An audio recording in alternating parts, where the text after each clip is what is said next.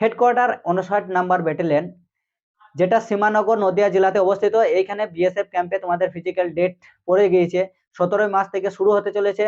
এবং তোমাদের কি কি ডকুমেন্টস লাগবে, এবং এখানে থাকা খাওয়া রুম ভাড়া পাওয়া যাবে কিনা, এখানে আসতে গেলে কিভাবে আসবে, এখানে রুম ভাড়া কত টাকা নিচ্ছে, এবং এখানে কি কি ডকুমেন্টস লাগবে, এখানে গ্রাউন্ডে রান হচ্ছে না রোডে রান হচ্ছে, এখানে মাঠটা ভেতরে ফর্ম ফিল আপ করার সময় কোন কোন ডকুমেন্টস লাগছে। তো অবশ্যই এই ভিডিওটা পুরো লাস্ট পর্যন্ত থাকো, তাহলে তোমাদের পুরো ডাউট ক্লিয়ার হয়ে যাবে।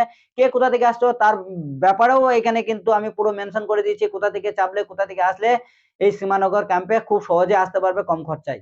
তো চলো, হেডকোয়ার্টার 59 ব্যাটালিয়ন বিএসএফ ক্যাম্পে তোমাদের ফিজিক্যাল স্টার্ট হতে চলেছে 17ই মার্চ। তো এই মাসে 17 তারিখ থেকে কিন্তু ফিজিক্যাল স্টার্ট হতে চলেছে। তো এখানে তোমাদের কি কি ডকুমেন্টস লাগবে, এবং এখানে ডোমিসাইল সার্টিফিকেট লাগবে কিনা, এখানে রিপোর্টিং টাইম কটার সময় থাকবে, এবং লাইন কটার সময় দিতে হবে।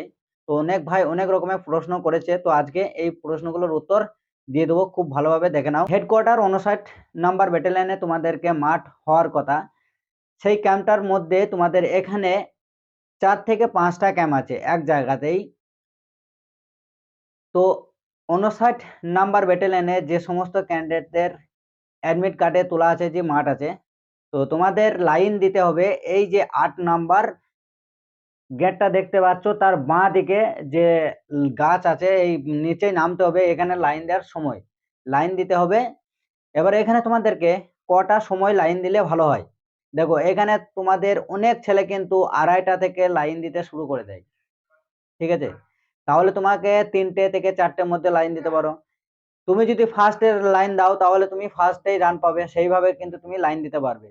কিন্তু তোমার লাইনে দাঁড়িয়ে থাকলেও কোনো অসুবিধা নেই, কারণ হচ্ছে 6টা বাজলে পারে তোমার ওই গেট খুলে দেওয়া হবে, 6টার সময় ভরতে শুরু করবে। ছেলে ভরার সময় কি কি ডকুমেন্টস লাগবে, তো এখানে দেখো কোন কোন ডকুমেন্টস লাগবে আর কোন কোন ডকুমেন্টস লাগবে না।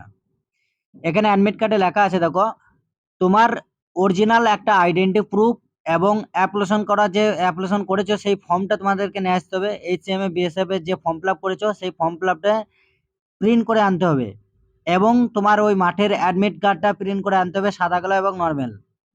এবং অরিজিনাল একটা আইডেন্টি প্রুফ হচ্ছে আধার কার্ড কিংবা প্যান কার্ড কিংবা ড্রাইভিং লাইসেন্স, যে কোনো একটা।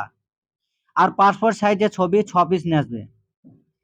আর তোমার ডোমিসাইল সার্টিফিকেট জন্য কিছু বলে নাই, তোমরা যারা ডোমিসাইল সার্টিফিকেট জন্য মেসেজ করছো, এখন তো কোনো ডকুমেন্টস ভেরিফিকেশন নেই, অ্যাডমিটে লেখাই আছে ফার্স্টে মাঠ হবে, তারপরে এক্সাম হবে, এক্সামের পর তখন ডকুমেন্টস ভেরিফিকেশন আলাদাভাবে একটা হবে, ঠিক আছে। এখন শুধু যে ফর্মগুলো বলছি, ডকুমেন্টসগুলো বলছি, সেই ডকুমেন্টসগুলো যেন মন দিয়ে আনবে। এক হচ্ছে অনলাইন অ্যাপ্লিকেশন করা ফর্ম, এবং আইডেন্টি প্রুফ একটা অরিজিনাল, আর অ্যাডমিট কার্ড। আদার্স কোনো ডকুমেন্টস আনার দরকার পড়বে না। যেগুলো অ্যাডমিট কার্ডে লেখা আছে তার বাইরে কিন্তু কোনো অফিসিয়াল নোটিফিকেশন নেই যে আমাকে এই ডকুমেন্টস নিয়ে যেতে হবে।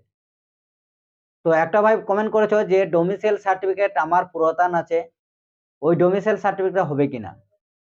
এখানে কিন্তু কোনো ডোমিসাইল উল্লেখ করা নেই যে ডোমিসাইল লাগবে, কারণ তোমার প্রথমে ফিজিক্যাল হবে, তারপরে কিন্তু তোমার এক্সাম হবে, এক্সাম পর কিন্তু আবার ডকুমেন্টস ভেরিফিকেশন হবে, তখন তোমার ডকুমেন্টস গুলো লাগবে।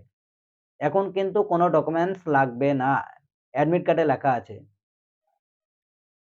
এবার আরেকজন কমেন্ট করেছো যে আমার ওবিসি ফর্ম ফিল আপ করার সময় ভুল করে ওবিসি দেওয়া হয়ে গেছে।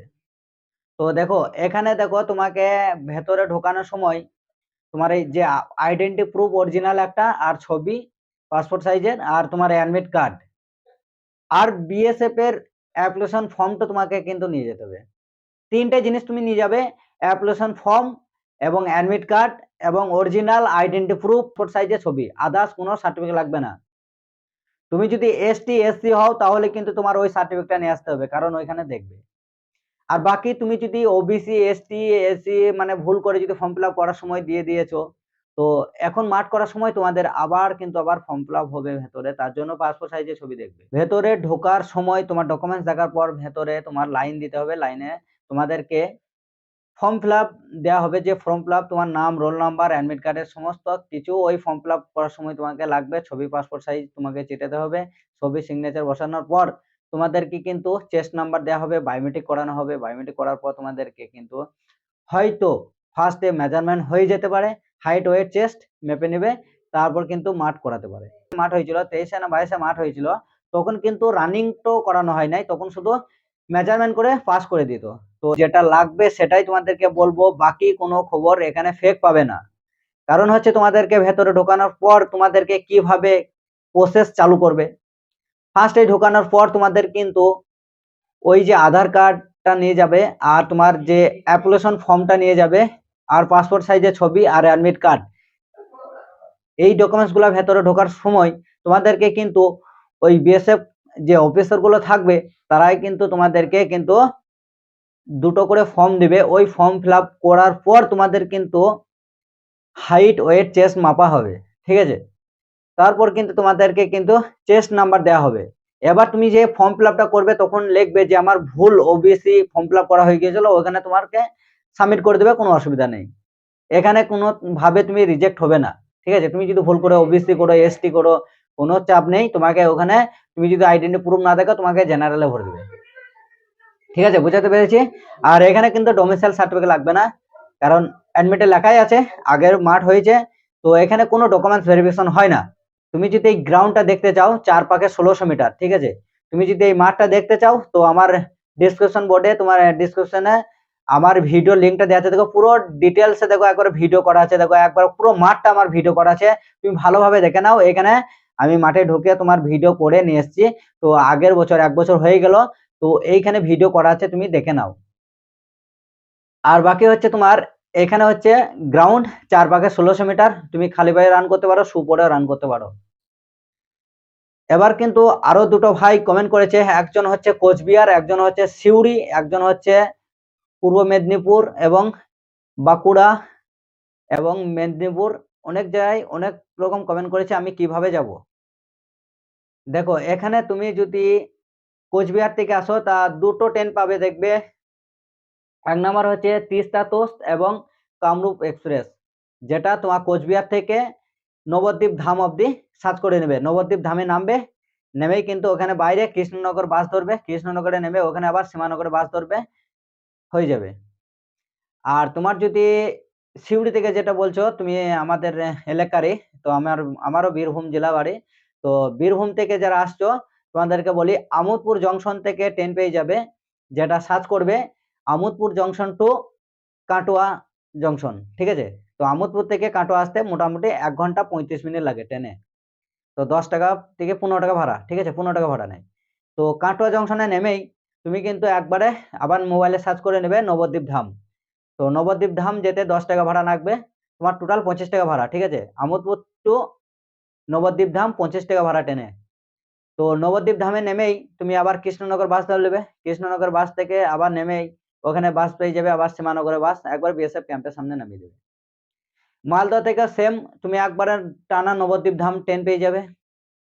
তো তোমরা যদি বাঁকুড়া এবং পূর্ব মেদিনীপুর এবং পশ্চিম মেদিনীপুর থেকে আসছো, তোমাদেরকে বলি শোনো, তোমরা বর্ধমান থেকে একদম কাটোয়া জংশন ট্রেন পেয়ে যাবে, ঠিক আছে? বর্ধমান থেকে কাটোয়া জংশন পেয়ে যাবে। আর তুমি যদি কলকাতা থেকে ঘুরতে যাও তাহলে তোমাকে শিয়ালদহ থেকে একবারে তোমার কৃষ্ণনগর রেল স্টেশন আছে, ওখানে নামতে পারবে, ওখান থেকে আবার বাস পেয়ে যাবে সীমানগর। আর তুমি যদি বলো না আমার অনেক টাইম লাগছে, তাহলে কিন্তু বর্ধমান থেকে কাটোয়া জংশন ট্রেন আছে, কাটোয়া জংশন থেকে নবদ্বীপ ধাম ট্রেন পেয়ে যাবে। বর্ধমান থেকে কাটোয়া জংশন ট্রেন পেয়ে যাবে, কাটোয়া থেকে আবার নবদ্বীপ ধাম ট্রেন পেয়ে যাবে, তাহলে তুমি আবার কৃষ্ণনগর বাস পেয়ে যাবে, কৃষ্ণনগর থেকে আবার সীমানগর নামতে পারবে।